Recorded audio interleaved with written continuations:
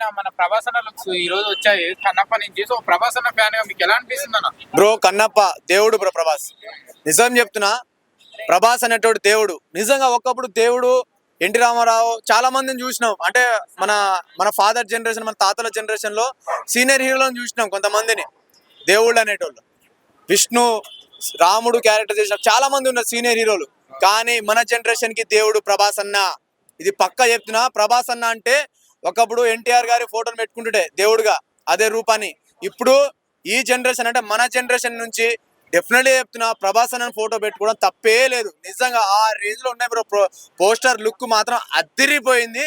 నిజంగా ఎన్ని నిమిషాల క్యారెక్టర్ ఉంటుందో కన్నప్పలో తెలియదు, కానీ థియేటర్ మాత్రము చినిగి షాట్ అయి తగలబడుతుంది. ఆ 3 నిమిషాల క్యారెక్టర్ ఏదో ఉందంటున్నారు.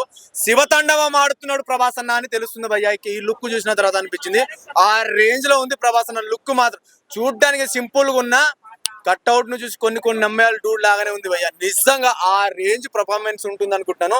నిజంగా ఈ సినిమాకి మాత్రము ఎన్ని వేల కోట్లు అయితే చెప్పలేను, కానీ డెఫినెట్లీగా మాత్రం బాగుంటుంది. పుష్ప రికార్డులో మాత్రం డెఫినెట్గా బ్రేక్ చేస్తుంది బ్రో. 100% పుష్ప రికార్డులు ఎగిరిపోతే కన్నపోతాడని నేను అనుకుంటున్నాను. సో మంచు విష్ణు గారు ఒక చరిత్రలో నిలిచిపోయే సినిమా తీస్తున్నారు. అవును బ్రో. మంచన్న విష్ణు అన్న ఎలాంటి సినిమాలు తీస్తాడు, మంచి కంటెంట్ ఉన్న సినిమాలు.